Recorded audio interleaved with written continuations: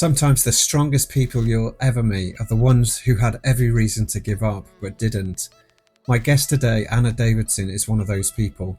Anna's story begins in a place no one ever expects to find themselves, inside a marriage that became unsafe.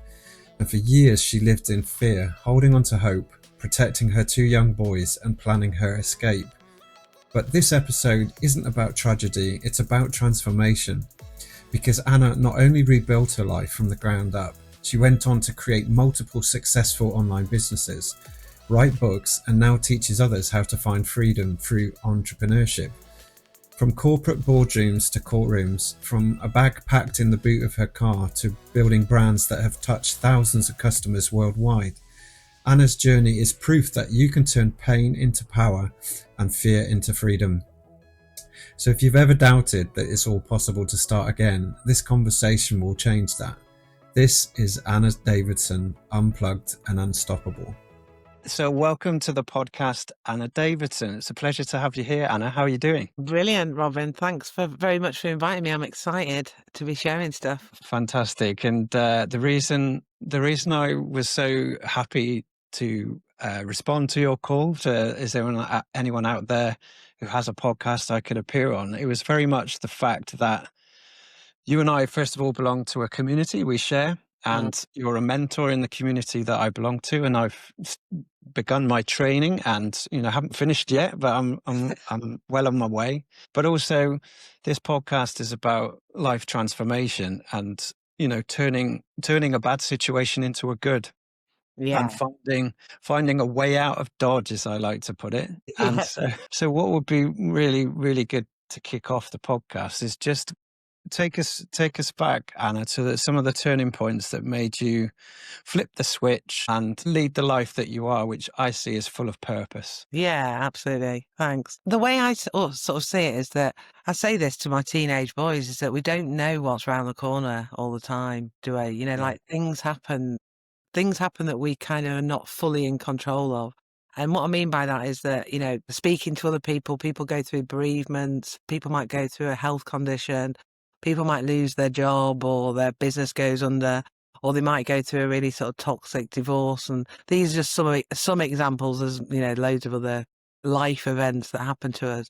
Sure. And I'm not saying it's really easy just to flip that kind of switch, I suppose, but these are part and parcel of life, aren't they? Anybody that says they haven't gone through something, well, something is going to happen at some point because we're not eternal. Absolutely. I think the only constant thing is change, and the only things we can predict are change and death, really, without being too morbid on it.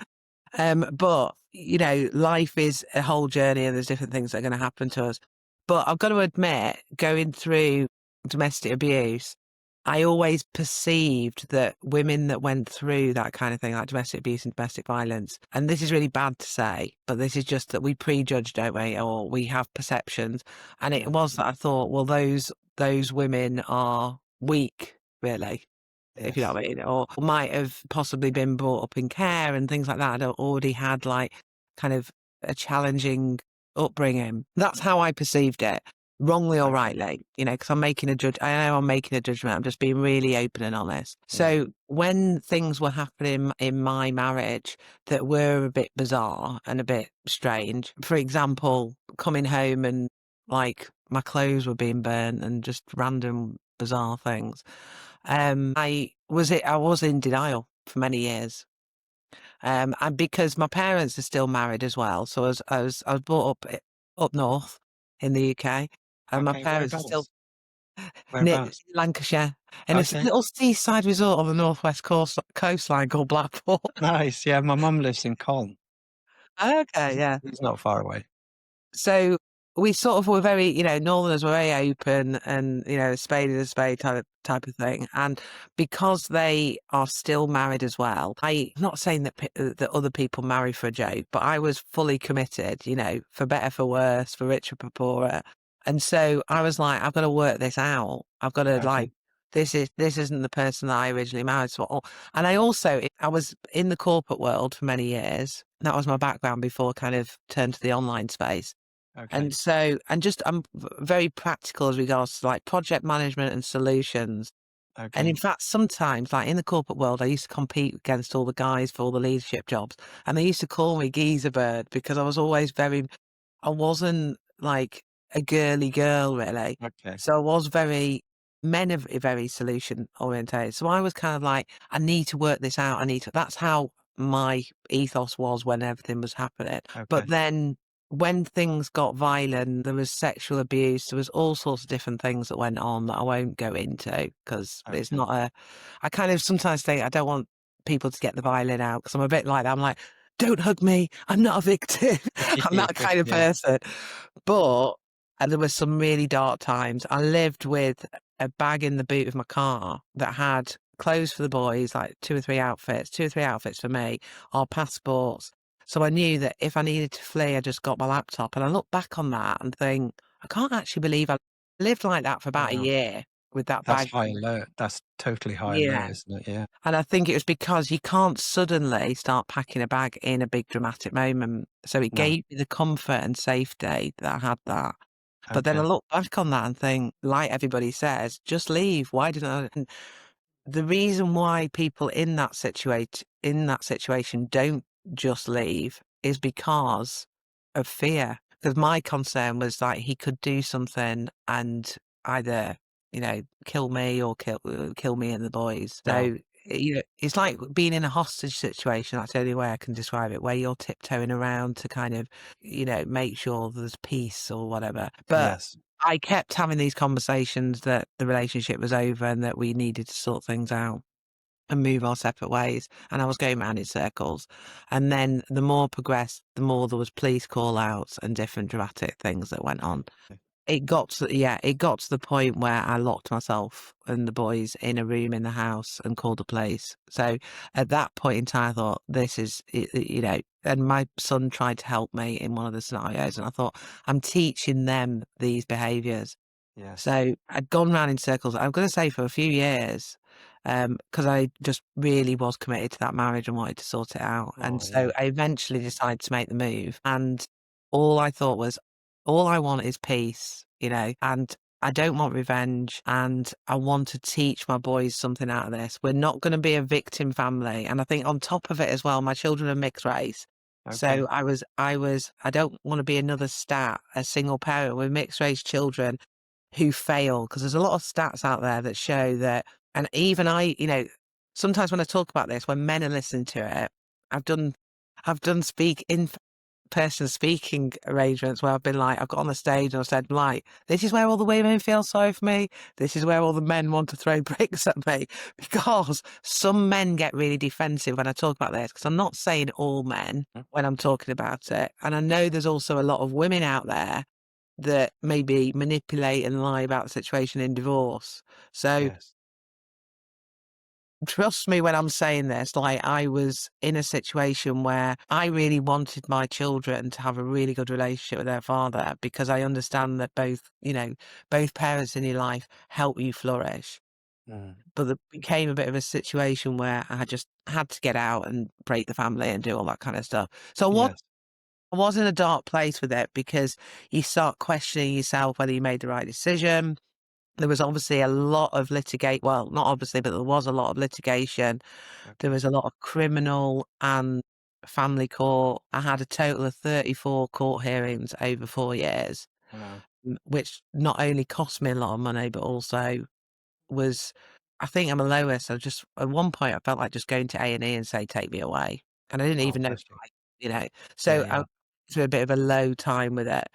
But there was just something, I suppose there always is a little bit of spark, isn't there? And I think my career has always been important to me, and it is for a lot of people. And I Mm. think I always wanted to have that sort of more freedom lifestyle out Yes. there, not only just out of the corporate world, but just being able just, like your podcast says, unplugged, Yeah. just kind of get out of the system a little bit. But obviously when you're running a business, you can't fully, but just have more direction and choices to be able to, decide on how I was going to spend my time.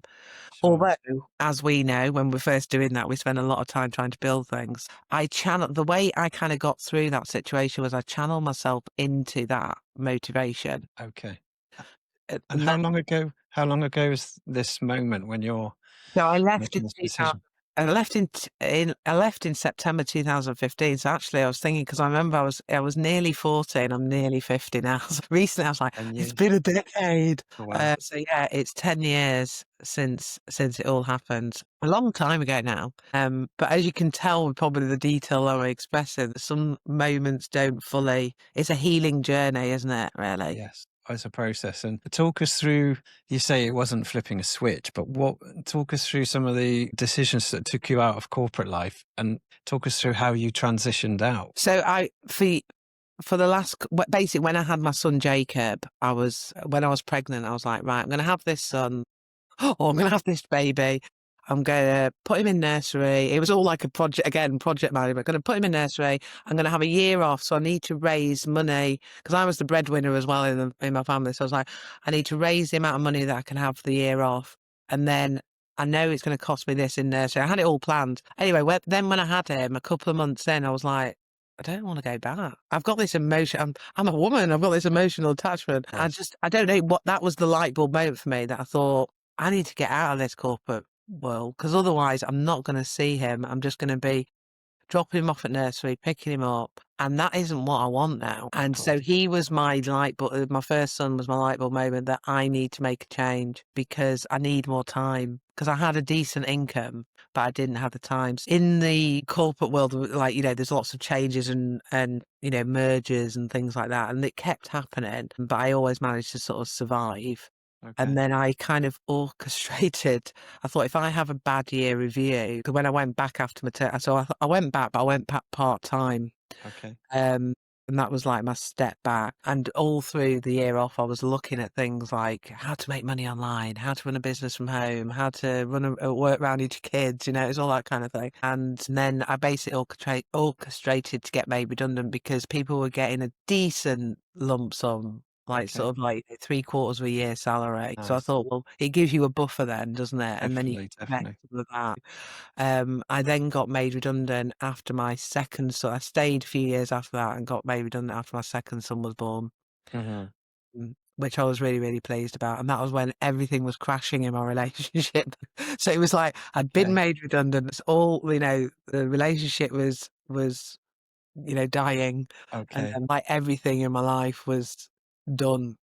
Oh, wow. So you got the redundancy, but then you went into all of these court proceedings and then you're Yeah, balancing being out of work, trying to start a business yeah, whilst going through court cases. yeah. And So how did that's you why get through some of that? I think that's why I focus so because work just even when the corporate world work was all I was always really ambitious, and so I think that's why I channel myself. Sometimes I was staying up till 2, 3 o'clock in the morning, learning a lot of stuff around just marketing and online business, and just the different options and different things. And with the community that we met in taught me a lot. I was a student in that community, and have invested some into learning, and then I actually became a consultant and taught other people some of these marketing skills, like traditional businesses like chiropractor, Yes. restaurant owner and stuff. Okay. More that my business was a positive in that moment. And I thought, I'm determined not to kind of go under here, if you know what I mean. This is going to Okay. be where I put all of my energy that's going to lift me up because when you are running a business as well, there's lots of motivational, I was following podcasts and YouTube channels and people that would inspired me that were doing well, that were motivational, plus all of that mindset stuff as well. I was determined not to go to the doctors because I was really stressed out. I wasn't sleeping and different things. But Okay. because of the court cases, I was being kind of positioned as an unfit mum. So I was Oh, wow. determined not to have any record in any system that could be picked at for anything. So I had to do all this holistic. I remember I used to do this routine where I'd have a bath, I'd have candles, I'd play meditation music. I was like, God, I used to think this stuff was all like woo woo. What am I doing? Because I was looking online, what can I do to help you when you're stressed and all this kind of stuff. And I tried Yeah. every kind of holistic thing to try and, And yeah, did it just, work? it did actually. Yeah. It Okay. didn't initially, but the consistency of doing something like that did start kicking in and working. Good stuff. So you, by hook or by crook, you got there through all the court cases. And how Yeah. did you find your clients then? So 10 years ago, were you out networking or were you doing I online did marketing? do I did do traditional networking. I Mhm. also got an opportunity where I did some kind of like got a kind of monthly retainer where I was doing some work for an Okay. online entrepreneur that I didn't particularly want to do, but it was good practice. Yes. It was giving me a kind of regular income while I was also building my own stuff, you know?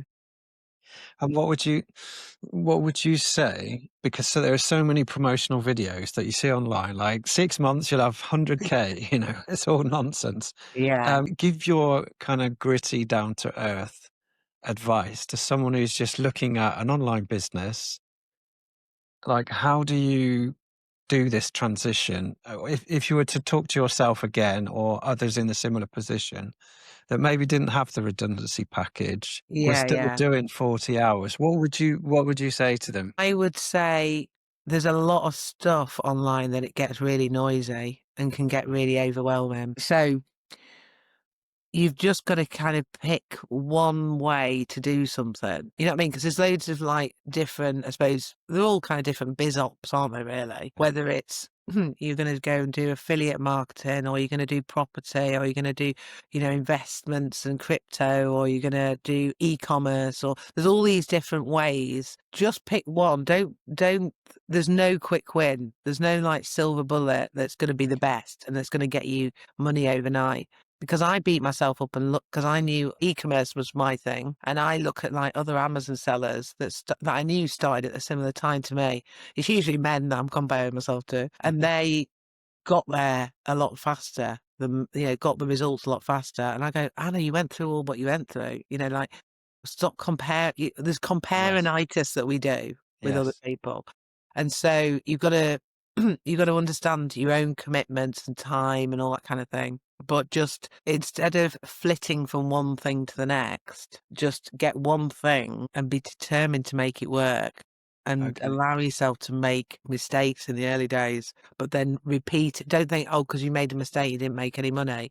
Repeat it until you get there. You know what I mean? Keep repeating it Yes. until ask other people and follow all of the content or different mentors or different people that you see online. But is that sort of don't quit thing, but just making sure that you don't just move on to something else so Um, early on. and would so what I'm hearing you say, in the early days you were doing generic marketing, online Yeah. marketing, and then what transitioned you into e-commerce? Because that's obviously where you've landed. How Yeah. long did it take you to realize that's what you wanted to do? And talk us through what You happened. So I was doing general marketing, and I became good at Facebook marketing back in the early days where Facebook was different than it is now. And it was actually a coach that said to me, because I was like, my back's against the wall and I need to start earning money. And I was kind of focusing on affiliate marketing. And he said, well, what do you think you could teach others to do as regards to Facebook marketing? And I was like, well, I'm still really learning. And he said, yeah, no, but there's always people that we can teach, because there's always people that are not where we are. And I thought, actually, that's a good point. Because I Mm, was obviously comparing myself to kind of like online Facebook marketers. So I yes. thought, so me and him discussed that I would get a chiropractor. Well, I didn't pick these things. I just thought I'd pick offline businesses. Mm, And I did promote myself offline and online to get those clients. So it was consultancy where some of it I was doing it for them, but mainly showing them how to fill their restaurant from Facebook. So it was all very beginner stuff, really, yes. Yeah. or running their running their ads for them. So I did all of that, but it was literally, I went on a webinar. Someone had told me about Amazon, and I'd gone on this webinar. And I think because in the corporate world, I worked in the pharmaceutical industry, so don't shoot me, because it did make me really anti-pharmaceutical industry. But I did head up the Viagra brand, which is quite a comical brand to have. But it has made me that was why when I went through all my troubles, I didn't want to go to the doctors, because I'm a bit anti the NHS and anti doctors now. It's made me go the other way. Yes. Um, and a lot of people say I could be a whistleblower with the pharmaceutical industry, and I I think I bet you could be. could. And you're in good company. You're in good company on this podcast. Exactly. But what I did learn from that industry was about branding. Okay. marketing as well, because we all know the blue pill that is by academia that's marketed very well. And so where was I with the with what why I was sharing? Oh yeah, so when I was on the webinar about Amazon, someone had mentioned supplements, and I thought I'd love to do health supplements because, like now, especially with my kids and stuff, for me it's all focusing on your health, Yeah. right? You know, rather than taking a drug to get rid of symptoms, we should be looking at the source. So, you know, I'm into juicing, and sometimes I don't eat meat at all, or if Yes. I do like a steak now and again, I gotta say. But I think you are what you eat, basically. And I think a lot of Yes. that kind of thing, and also mindfulness, like I was doing the meditation stuff. I'm into Mhm. all about holistic stuff. So I thought, actually, yeah, having my own range of supplements that was my brand, that was health supplements. Okay. I think it was in a little bit in my head was like, yeah, that's two fingers up to the pharmaceutical industry. I'll have my own little drugstore that's all health. Good for you. We love that. When it was on that webinar that they gave me an example, so then I just started researching how to do the, like, private label supplements in the US, and then I invested in this coach who was running a program in the US. So the first Okay. product I sold was supplements in the US, Amazon. Okay. But all of my Facebook marketing knowledge came in hand. So I was still doing that consultancy stuff and then also selling these, learning how to sell on I Amazon, see. basically. So give us an idea of the way in which you planned your week. You still got two boys. What age are they at that So time? back then, so they were like 8 and 5, So you're doing really. school drops every Yeah. day. Yeah, And how yeah. do you, as the week, if you could carve up the week, how much were you doing consultancy? How much e-commerce, and how much do you had to give up, I guess, for the boys? So I was, God, it's the New Testament. I'm trying to go back in a long time. Because I had a lot of, because I had a lot of court hearings up till 2019, Yes. became actually that part of my routine, all that kind of stuff. Okay. But there was also like stalking and harassment case I was going through with my Oh my ex-husband. gosh. So the police were turning up a lot of my house. So I must admit, I worked a lot in the evening, but the consultancy clients were in the day. So I was I see. working on, like, you know, a couple of hours, 2 or 3 hours every evening on it, I probably. Or see. just because I was really into it, you know. It Uh, didn't feel like a job at all. You were doing no, something you loved, weren't you? yeah, I was. And the thing is, even if I wasn't, because sometimes when we analyze our productivity, out of that 2 or 3 hours, there was probably a lot of learning and then going off and listening to someone inspirational as well, you know. Love it. Love But it. the productivity was probably, I could have got away with doing an hour, really. Okay. So I get the how you divided your time. You did some retained work, Yeah. some piecework and project work, I guess, and you were building an online affiliate marketing, or was it you were white labeling somebody else's stuff online? I was basically going to a manufacturer, deciding what ingredients I wanted in that bottle, and then putting my own label on it. So yeah, call it private label, but very similar to white label. Did you need some kind of FDA certification for that? So yeah, the manufacturer. The great thing about products like that is the manufacturer is all FDA approved. That's what you need to Ah, make sure. right. Yeah, so that was Okay. all covered with the manufacturing. Amazing. What was interesting was there was a group of us that called us the Four Musketeers, and we were in the same community that we've met in.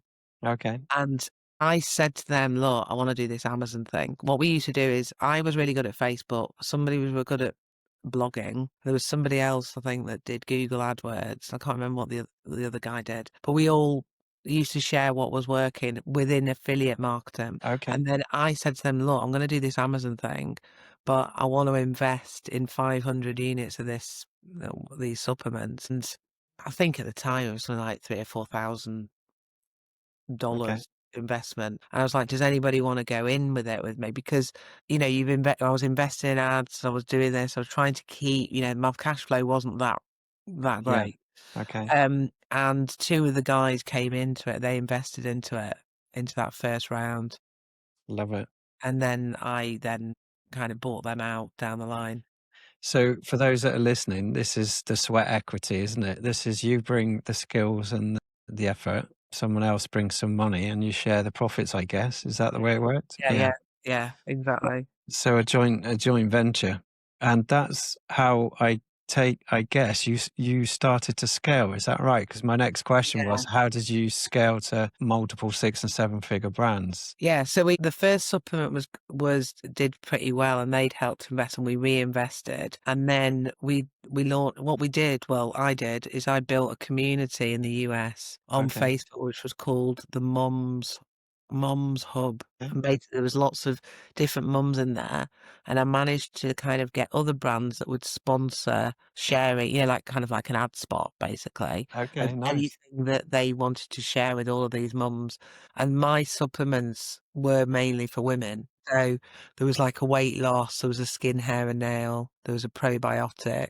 Initially, we just had a prenatal one. And the idea with the prenatal one was that's to take in pregnancy. Because I was, I had young children. I knew other people at that time were Yeah. sort of pregnant. And I'd had a friend actually that had a problem and with her baby, and unfortunately it passed away, and it was because Yeah. the doctor said she hadn't taken enough folic acid. I So know.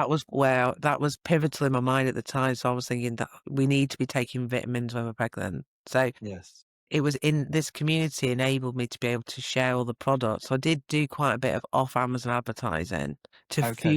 to fuel it.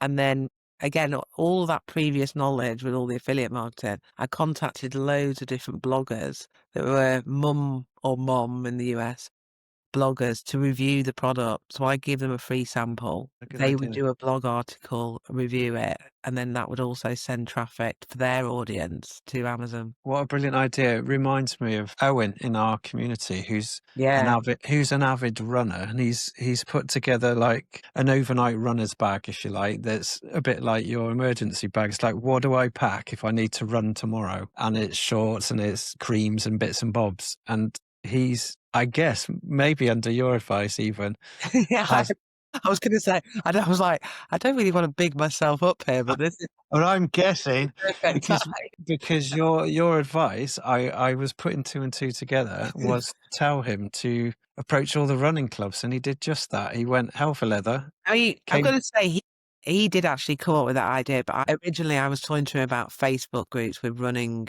running groups. yes, And that's how it's then evolved that I was saying to him, perfect. like, there's other places where people have got your audience. And, I do a lot of that now, even with now moving into coaching and mentoring, that I think, who have got my ideal customer in there? How can I help them? And then maybe then I've also got in their community. Do you know what I mean? If I can go and Yes, of help them, course. it's reciprocal then, isn't it? And the two things I've picked up in the last 5 minutes is one, you have dealt with products that you're familiar with, solve a problem that maybe you've had some experience yourself, or you know someone who Yeah. has, and it's your peer group and your people that you can communicate and resonate with. But then Uh, it's like bamboo and eco-friendly products that I've always liked sustainable, natural Okay. Yeah. product things. And I have done different faddy products like electric scooters and Have you? Okay. like magnetic eyelashes. I just saw that were hot sellers. But generally, I think you're better off focusing on building a brand that means something to you as well. 100%, and that's what I was going to say about Owen is he approached the Facebook groups and approached running groups directly, and I think he went Mm. into some retailers too. So this Yeah, yeah, this overnight bag, kit bag, is something that's now going to be taken up hopefully by some retailers, and this is a very recent update. I hope. yeah. So there's good tips, good tips, and I'm taking it now. So you got some lift off with a bit of joint venture help, and now I take it you said you bought them out. Yeah. So in a world flooded with Amazon sellers and TikTok shops, how do you help your students stand out? So for me, it's like product research, there's product selection and product validation. So product selection is when you decide what is that niche that you're looking for. So say it is sports and fitness, and then you're like, well, actually, let's find that niche within a niche. I quite like playing golf, for instance. And then you brainstorm a load of different products in the golf category. And then validation is we want to look at the demand and the competition. We need to look at the demand because we want there to be enough demand that customers are looking for. that item or looking for that solution, because if you're buying a garlic press, you're either going to say garlic press or garlic crusher or garlic chopper, maybe. Whereas if you're getting something for Father's Day, sometimes customers are looking for an idea. They're using Amazon as a Google search, really. Or if your dog's chewing up everything at home, you might put dog anxiety or dog boredom products, because you don't know what there is out there, but you're looking for help. You know what I mean? So we look at the demands based on keyword phrases that customers could be putting in. And we want good demand, but we want really low or medium competition. If I was going to choose a product that was high competition, it's got to be either a completely different design or material that's going to really stand out. So over the years, like back when I first started, when I did the supplements, you could just launch a silicone spatula that was similar to a few others. Now, things like that are so saturated that you've got to think about, why would someone buy my version of this? So it can just be the packaging, or it could be really premium, or it could be that everyone else is selling a single item and you do a double pack or a triple pack of something. So it doesn't always have to be something amazing. It can just literally be the branding and packaging that stands out. But you've got to Okay. think about why. You can't be a Me Too product the same as everyone else. Sure. So, two follow-on questions. How do you spot a product or niche that has true longevity, not just a passing trend? Good question. So there are a lot of, like things like tech gadgets. Jay, who's also a mentor, he did an iPhone, I think it was a screen protector case type thing years ago. But that was I think for iPhone 6 or 7, Yeah, of Now course. we're on iPhone 15. So there's things like that obviously change, don't they? Because products evolve, like AirPods and all that kind of stuff. So a lot of tech gadgets do change, but you can evolve within that. Because you could have a brand and then you're moving with the times. You're going to have to keep launching different I see. products, really. I do definitely think markets do evolve and change. Like, for instance, like the supplements, they've got through the pandemic, there was loads of supplements launched. So it's very, very busy market. And I think Okay. it's quite challenging to stand out. So I don't think there is one product that's, that is like robust that you can have for life, because there's Okay. always a new version of something, isn't there? But I'd say that tech type stuff change fast. Yeah, Okay. you could have something that was more like health and well-being that's got a bit more longevity, really. Understood. So, the best ways to succeed in the e-commerce space is to keep on top of the trends, but Yeah, pick build ones a you brand. think are. Yeah. Okay. And what are some of the biggest mistakes you see beginners make when they launch their first online store? I think because people want a big outcome. We watch the YouTube videos, we watch TikTok, we see all of these 22-year-olds that seem to be in Lamborghinis and making seven figures in 30 days. And even though we know it's a load of rubbish, we want to believe that dream. So I think people go in too big too soon. What I do with all of my students, I say, right, on the first product, we're just going to get 30 to 50 units. It's going to be 70-80% of what our dream product is. And we're just picking this product to learn everything on Amazon, because you're going to learn a lot of things. You're going to learn all the steps. And Mhm. then when you get the first sale, it builds your confidence and you think, actually, this works now. No matter how many times anyone's going to tell you, I've got my first few sets. I've sold out of. I did this recently with a lady, actually, who, for Father's Day, and she got, I think it was 40 units, 2 different bundles. One was like a mug with Best Dad on and some socks, just really sort of basic little bundle. Mhm. And the other one was like a DIY little bundle set, with a tape measure and a level, one of those pens that got like a little level thing on it, with a Superior button. level type ones. Yeah. And she sold out in a few days, and it really built her confidence to then go and then do what her dream product was, which was a pet product. Okay. And she knew all the steps with all the barcodes and the marketing and how to do your listing and all that. So I think it's just better to do it just initially on the first run, pick a product that you don't really care about, that you're just going to learn the process with. Because I see people accelerate faster, whereas I've seen people who spend all this time, a few months go by, time's ticking over, they're making the product perfect, and they order far too many units and they struggle to sell it because they're doing Okay. all the little bits wrong and then. So Understood. don't go in too big too soon. That's good advice. And when I think about e-commerce, I think about Amazon, Etsy, TikTok Shop, and then my knowledge kind of taps out There's around there. So, eBay as well. Then there's obviously okay. your own store, but those, I would say TikTok, Amazon is the biggest. Yeah. Etsy is obviously great for kind of eco and spiritual and digital downloads, a bit quirky, kind of creative site. You've Okay. got eBay, which is your bargain basement, really. But Okay. TikTok Shop, I do think this social commerce where we seem QVC really on our phones. That's how Right. I see it. It shows my we see live streams because there is amazon.com/live, which they do like TikTok live stream in the US, is going to become bigger Okay. because it's so powerful to be able to be live streaming and you can chat and the product's there and you click to buy it. No, Very good. Very good. I can see one of the Dragon's Den people going on that. yeah, yeah, What's her definitely. name? What's her name? Not Deborah. The lady does a lot of QVC. You can see Yeah, her. I know what you mean. I can't think of her I name now. can't remember. Is it Sarah? No, Is it so? might be Sarah. Anyway, the other lady on Dragon's Den, not Deborah. Deborah Meaden. Okay, so one of the examples you were giving there is a bit like someone else we know, Saul Cornwall, who did a brilliant video with a detachable hose for a Henry Hoover, and he's simply demonstrating the fact that the hose doesn't stretch a whole staircase, and you're caught between, shall I leave Henry at the bottom or take him up to the top and Hoover down? And his short little video sold, I think it was 85 units of the extendable hose for Henry Hoovers.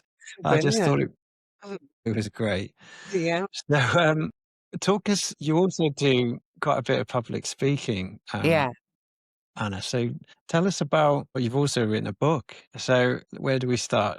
Talk about your public speaking. What kind of things are you invited to speak on? So, I mean, I used to do, I think, because I used to speak in the corporate world, I was always into that. And then I kind of moved into the online space, was so busy with what I was doing. And then I started, I've done a lot of masterclasses where I'm teaching stuff. And I thought, now my boys are a bit older, I want to get, I think it's this AI world that we're in. You kind of like can't beat human connection. And I think we need more of that, really, kind of like face-to-face events. So 100%.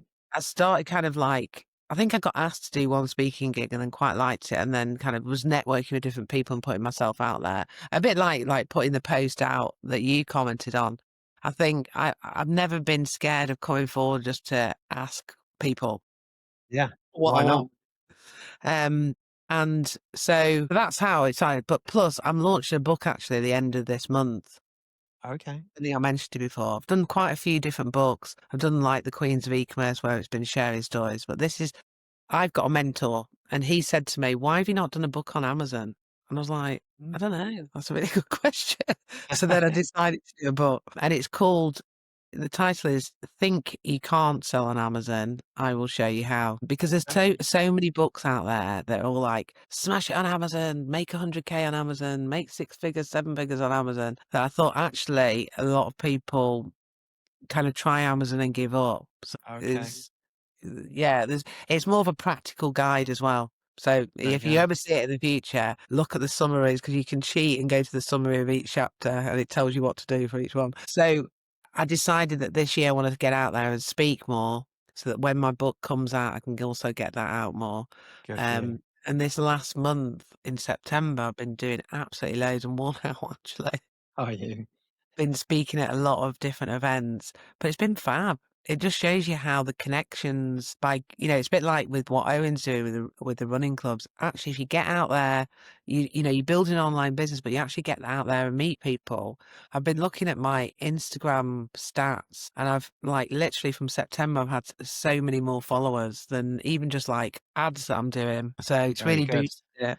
Well, there's a couple of people I'll introduce you to. My sister, who runs Invest North for Okay, fab. women founders in Lancashire and Yorkshire, Yeah, and fab. my Carmen Parkinson, who used to run the FSB up in Lancashire. She knows everybody. I feel like I know that name actually, Carmen. Yeah, I Yeah, will yeah, definitely, I'll definitely. share her contact details. Yeah, So thanks.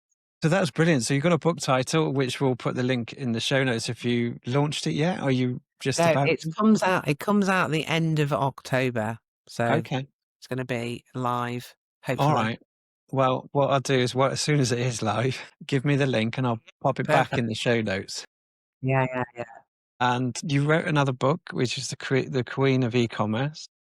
Yeah, that was to champion other women who I've worked with who wanted to share their stories, because it wasn't all. I've got this real bee in my bonnet that people share all the good stuff online and they don't share the bad stuff. You know what I mean? Like Of it's all course. sounds like perfect dream world. So I made sure that they all wrote things that kind of didn't go their way when Yeah. they were building like an Amazon business, or there was somebody that did a subscription business. There's a lady that sold things on Etsy, and also share a bit about, like, there was Georgia who worked in a dog rescue. She started selling different dog behavioral products on Amazon. So it's Okay. just like their background, and oh God, China was really overwhelming, and there was some mistakes, and the real stuff, rather Yes. than I launched this product and I made 7 figures overnight, and it was such a dream, and I just sat on a beach. Do you know what I mean? Obviously, it doesn't work that way. Exactly. So tell us about either one of their biggest failures that turned out to be a blessing, or even one of your own. Well, I'd definitely say my domestic abuse was definitely a blessing, which Ah, is yeah, mad for to sure. say. I would definitely say that if I hadn't been through all of that, I wouldn't be doing what I'm doing now. I might have even kind of stayed in the corporate world, which is mad. Really? But as regards to business, I think I sold hoverboards and they all set on fire. They didn't all set on fire, but they were all setting on fire in the UK. So mine got seized at trading standards. This is one of those stories for I don't know, to tell your grandkids. And then finally got them, but I made the biggest mistake I made is that I sold them before they got out of customs. Okay. So I would never ever do that again, because with how it works with Amazon is I send all of my stock into Amazon fulfillment centers. Yes. Amazon pick and pack it and ship it. Uh-huh. But with the hoverboards, the Segways, because they weigh 15 kilos, and I was selling them at £350 each. I was like, actually, I'm going to ship these because Amazon is going to charge me a lot to ship and store them in their warehouse. Uh-huh. So I got my own fulfillment center. So because I did so well on Black Friday, and I'd never sold so much in my life, I was like, oh my God, I got greedy. I got Okay. another container to come over, sold them, but with a longer shipping date. So I'd already taken the money with, these are on the way, kind of pre-order. And Yes. then they got seized by trading standards and they weren't released for 6 months. Oh, wow. So I had to go round in Manchester and Cheetham Hill in the kind of wheeler dealer area saying, has anyone got any hoverboards? I need hoverboards. I need this style. I was like, anyone got stock of hoverboard? I like hunted the whole of the UK. Wow. Did some funny deals with funny characters because I'd sold and I didn't make as much profit because I was obviously then buying them from wholesale, really, Yes.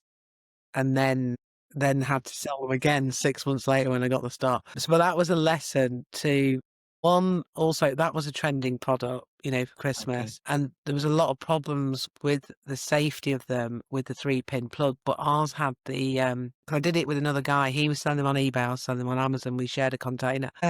Ours had all the certification and was safe. But the thing is, when something hits, ITV or BBC saying hoverboards are blowing up, all of these people were trying to return them. Yout. So back then you could email the customer. Now you can only send a message, and I was emailing them, and I think even then you could phone them. You can't do that now because obviously sellers took advantage of the situation and were stalking people. But I contacted them and provided this. I saved a lot of sales. Because Yes. obviously you see something like the news, like, oh my God, I've just bought one of those. I'm going to return it.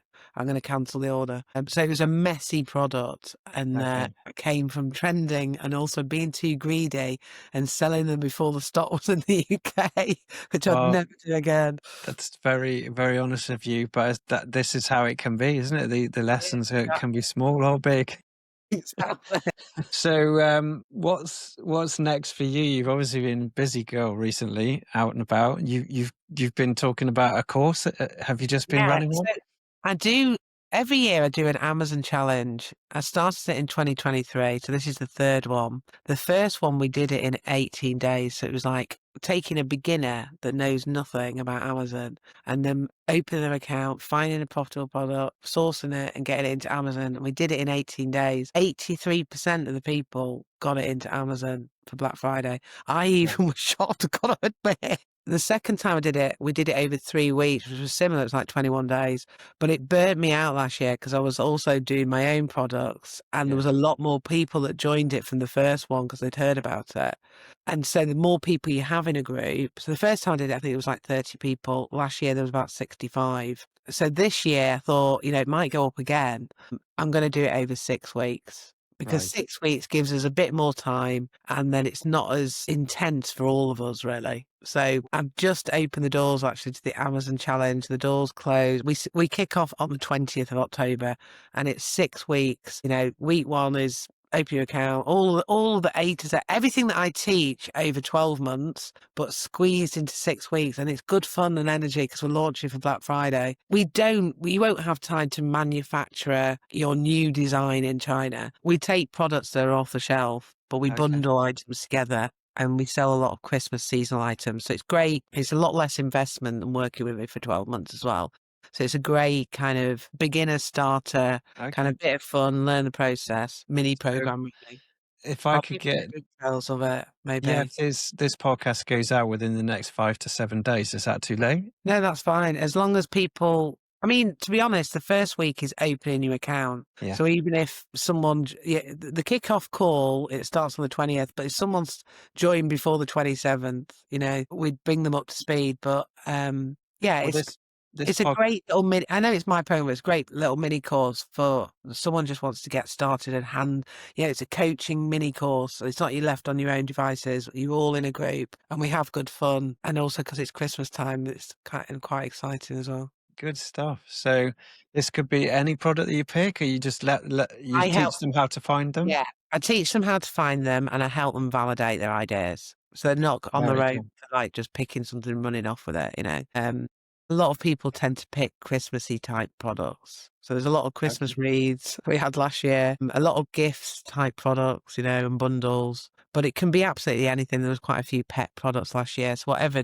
niche you're into, Sounds like a lot of can fun. help you validate. Yeah, for Brilliant. So give us your website then, Anna, where people can find the details. So my website is ecomprofitslab.com. Okay. I'll also share with you the link because it's got Yeah. some, like the landing page, got some details on it. I Fab. also have Ecom Profits Lab Facebook group as well, Okay. I'll put linked. those in the show notes. And that's a free group. So people can join that and just even ask questions about any kind of e-commerce, Brilliant. topic. Brilliant. Well, I wish you all the very best of success with that. Sounds exciting. And maybe one or two of my audience might join you. I hope so. And yeah, if you're thinking about starting any online business, then my community too is the same. One of the communities that Anna belongs to, and I cannot recommend the team high enough for the quality and experience they bring. And whether you're into e-commerce or you're affiliate marketing, or you want to run consultancy business, or you have an ebook, or you want to go sell a book, or like you're doing your book launch on Amazon with Yeah. KDP, is that right? You do It's it. KDP. I've helped a lot of people in the community launch books actually, because I think everybody's got a book in them, haven't they? Yeah, absolutely. Everyone's got sort of a story, maybe a bad experience like me, or like if you've gone through a health condition or bereavement. When you go through something like that, you can help other people, so you can put it in a book, like share what they can do, Absolutely. journal, or everyone's got a skill set. Even if you worked in an office being a PA for years, you could do a budget planner. There's all sorts of different things that we've learned in life that we can package up into either a low content or a full written book. Brilliant. And for all the mums with children out there, particularly in my audience who are thinking I could do with taking my kids to Thailand, go live out there, or somewhere different, Portugal, somewhere like that. I'm guessing apart from the kids' schooling and their friendship groups, your work is pretty remote now, isn't it? So you you Yeah. you do have that option if you wanted to. So for years, I've been thinking about moving to Portugal because I've got a sort of family second home out there. Okay. I didn't because of the whole litigation I was going through, and I thought I don't want to open more can of worms, like like move out there. But Jacob's 18 next week, which is mad that I've got an adult in the house. And my youngest is 15, who is actually just started to be my mini entrepreneur. He's selling physical products online now, so I've been teaching him all this. Awesome. And so I'm actually thinking possibly next year of setting up everything within my business out there and spending, not necessarily just moving fully there, but spending half the time in Portugal. Yeah. So I do think that's the great thing. It's like someone asked me to speak in Dubai recently, and I thought, well, it's great as long as I can sort out my boys. Because even though Jacob's 18, I still just want to just leave them for a week, and Cool. just make sure. Otherwise, I Yeah. come back and there'll be like party galore going on. So I've still got dependents, but my life is a lot more flexible, and it's great when you've built a business that you can kind of make those decisions and kind of work from anywhere, really. Happy days. And I guess if you stop the consultancy and the one-to-one stuff and you really wanted some time off, there's probably still some income Oh coming in yeah, from your e-commerce, isn't there? yeah, So definitely. that's the buffer and safety net. We've talked about it having to be maintained and updated, and there's obviously Yeah. correspondence still, I guess. So you're not truly switched off, I guess. That's why I focus more on the books, because the books is print on demand. So Okay. once you create a book, it's on it's on the Amazon marketplace. But yeah, I think I'm all into multiple income streams. Yeah, Whether, you could have something offline, you could have two other income streams online, you could own property. I think we always need to be able to fall back if one kind of stops or you fall ill or you've got absolutely. things to rely on. Yeah, totally. And in a very changeable world with all sorts of things, quite a big macroeconomic things happening at the minute, this gives you more stability. And Yeah. which is why, I encourage anyone, even if you've never thought about online, just give it a go. Just have a look at some of the freebie materials that people offer you, just so you can test and see, find Yeah, out for yourself, is this worth it? Now we're looking back, Anna, would you say your investment and journey was worth it? definitely. Definitely. And Can't argue with that. so we talked about what advice would you give a new person. Now with all the perspective you have and the experience you have, and I've kind of hinted that if you're completely new to online marketing, what would be the first thing you'd recommend someone does just to find out? I think you've got to make sure that you've got a blueprint to follow. It's Okay. difficult doing it with like you've got to, it's just quicker if you've got either an individual, a mentor, or like us being part of a community that you can follow a certain step-by-step program. That's for one. But, Yes. you don't, there's always this perception that, if you're working in another business or you're working in a job that you've got to spend hours and hours and hours. As long as you've got, I think sometimes when you're passionate at the beginning, like me, I was spending like 2 or 3 hours in an evening. But as long as you got like I'd say an hour 3 times a week, it's the consistency to put Yes. in. It's a handful of hours a week, but there's no point leaving it 2 weeks and doing 10 hours. The consistency pays off, really. Yes. 100%. And a coach said to me many years ago, just have 3 things to do in a day. And that stayed with me. So I always have a task. Even now, I have 3 things. So I usually do a lot more than that, but it makes me then feel productive. Go, oh, I've done my 3 things. Yeah. So just keep it simple and be consistent and Yeah. 3 things a deal day. with deal with your limiting beliefs. Because I think Fred in the head has a lot to kind of He does. answer for, really. Um, Imposter syndrome and the likes. Exactly. So Good answer. those are what I'd say for a beginner. Is there anything that I haven't asked you that you wish I had? Any final words you'd like to say before we sign up? I think the only thing I'd end on is that, again, I'm very much into a mindset still, because I think we all know if we've had like, you start off in January and you're thinking, right, new year, new me, I'm gonna, you know, reduce my wine drinking, or I'm going to go to the gym, or I'm going to do all these different things. And we all start off really well, don't we? We're really in a good mindset, and then it starts to dwindle. And that's just human behavior. And so we have to keep pulling ourselves up in a mindset way and being accountable. And we know us the best. So we need to work out how we can do that, what it is that we need to make sure that we're still being accountable to ourselves. Because I remember when I first started this journey, I was like, God, when I had a boss, I did loads of work, but now I'm my own boss. I'm giving myself excuses. So I do kind of, I do give myself really hard talks and motivational. Like if I know I need to go for a motivational thing, I'll go out for a walk or I'll listen to a podcast. Keep to the 3 things that you commit to do, or, be committed, I suppose, is the final thought, because it's all down to us. Yeah, and I must admit, when I started my education in this community, I said to myself, you must keep the promise to yourself about staying the course, keeping going until, the magic word, until you get there. And that might be by hook or by crook, or round the mountain 6 times, who knows? Yeah, exactly. Well, Anna, it's been a pleasure learning about your journey, and it's truly inspirational. I appreciate you carving out an hour to see me in your busy time, and I'll make sure this podcast gets out by Tuesday, Wednesday next week. Yeah, perfect. That would be great. So all the links are in the show notes, people. Anna, you've been unplugged and unstoppable. I wish you well. See you again soon. Thanks, Robin.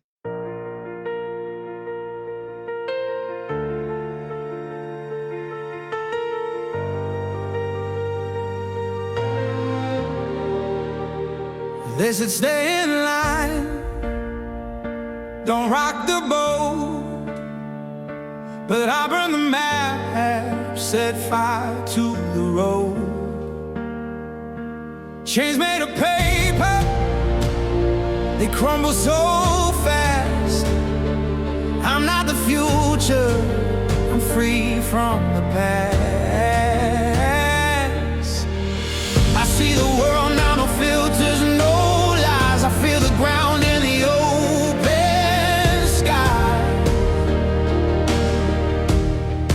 Unplugged and unstoppable, I'm alive. No wires, no walls, just a spark to thrive. Freedom's a fire, and I hold the flame. Unplugged and unstoppable, I've claimed my name. The city whispers, but I don't reply. My home's